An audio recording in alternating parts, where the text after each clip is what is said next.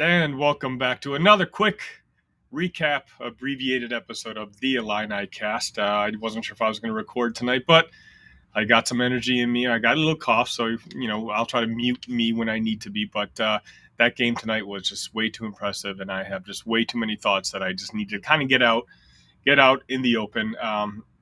For those who missed it, the Illinois Fighting Illini defeated FAU 98-89 in the Jimmy V Classic. The game was in Madison Square Garden, where Illinois has had some luck recently, and it was just a great game overall. I think we saw kind of what the ceiling of this Illinois team could possibly be, and that's a very high ceiling because this win was against FAU is not any normal mid-major team.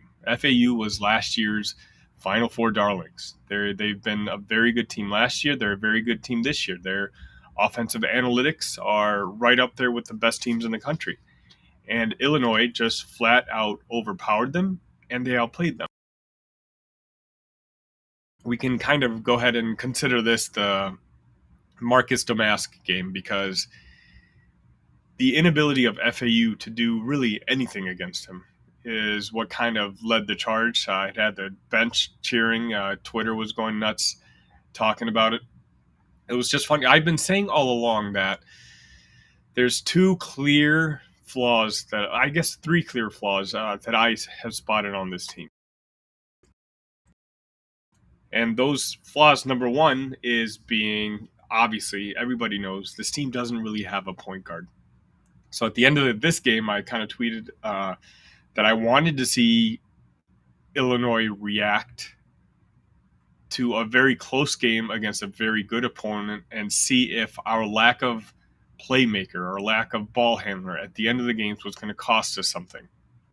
And I'm not going to lie, it came close. There was a couple plays at the end with less than 2 minutes left, which were near turnovers, which could have been disastrous, but we pulled through. Essentially, we found a way to get Shannon the ball, and Shannon would cross over the half-court line and eventually be able to get his free throws. So that's challenge one that we overcame. At the end of the game, no big mistakes were made, and we were able to overcome the lack of a point guard to make the key decisions at the end. Number two is I felt like I never understood why Brad Underwood teams just can't hit free throws.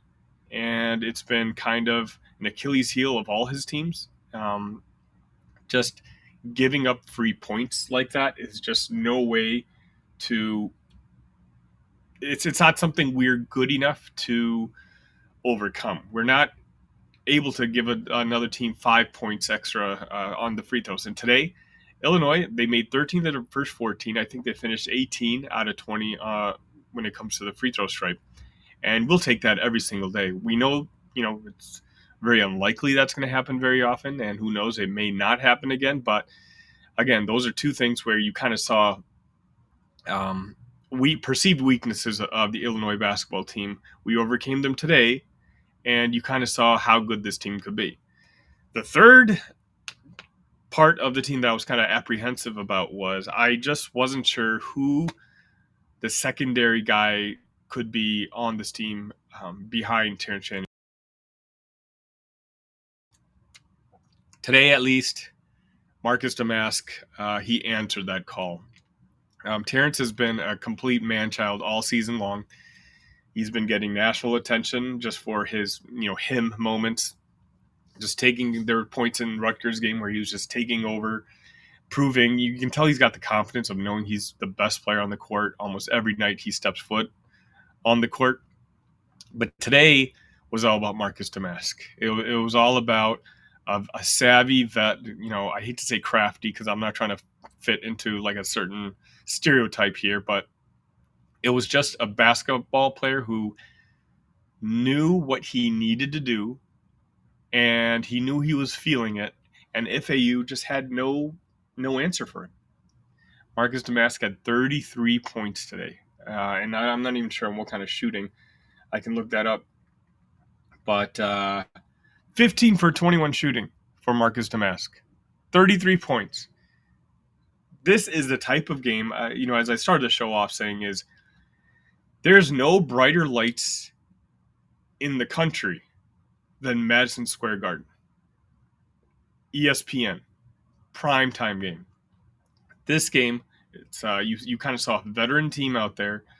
This is kind of the team that we were hoping last year could be. They were a veteran team. Marcus Domask, Justin Harmon had a good game. Very efficient game. He had some, things I'm sure he wishes he could take back defensively, but overall, he just played a smart veteran game, and that's just kind of what this Illinois team is doing. And once the pressure gets high and the bright lights get bright in March, today we passed a very significant challenge. We passed another challenge Saturday in that defeat over Rutgers at the RAC, where we've had a historically bad run of events. And today we win, at Madison Square Garden. We were 3.5-point dogs. And now we have a game coming up Saturday against Tennessee, another very good basketball team who Tennessee, on their best nights, they can win the championship. And I might just be caught in the moment right now. I don't think I am. I'll watch the game over again tomorrow for our full episode and recap. I should have Austin with me tomorrow. But I think the team that we saw today on the court, with Domask playing the way he is, us hitting the free throws the way that we were, I think this team has the capability of making it to the Final Four. And I don't want to forget one thing, which I haven't seen a lot of other people do, so I want to actually go out of my way and mention it. I think this was a brilliantly coached game by Brad Underwood. Shannon and Domask combined for, I believe it was 64 or 66 points today. FAU is a good basketball team, but they had no one that could match up to them. We just kept feeding the ball over and over to Shannon, to Domask, daring FAU to figure something out. And they couldn't. They're one of their best players. Golden got into foul trouble very, very early. And so Illinois is a very large team. They're a very athletic team. There's not a lot of teams in the country that can match up size for size with the Illini. And FAU is just not one of them. Yeah, they've got, Golden, who's a massive individual. But when it comes to the wings players and the guards players, we were just the bigger and more physical team on the court. And we were today. And I just want to give props to Brad Underwood and that coaching staff. I think they kind of spotted that early. And, we game planned. Everyone performed to exactly what we needed them to do. It's one of those games where I hope this isn't the best game of the season, but it very well could be. And I don't mean that in a negative way, because this was a fantastic game that we played. And again, in Madison Square Garden, so that we'll have gotten some of the nation's attention. Tomorrow, you're going to be seeing people talk about Illinois basketball. You're going to be seeing the ESPNs, sleeper media, all those guys, talk about, what the ceiling for this Illinois basketball team is.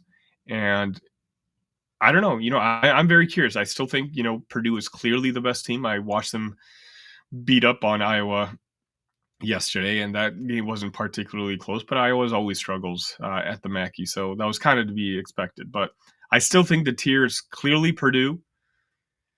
But I'm starting to wonder if in that second tier, Illinois might be starting to separate themselves.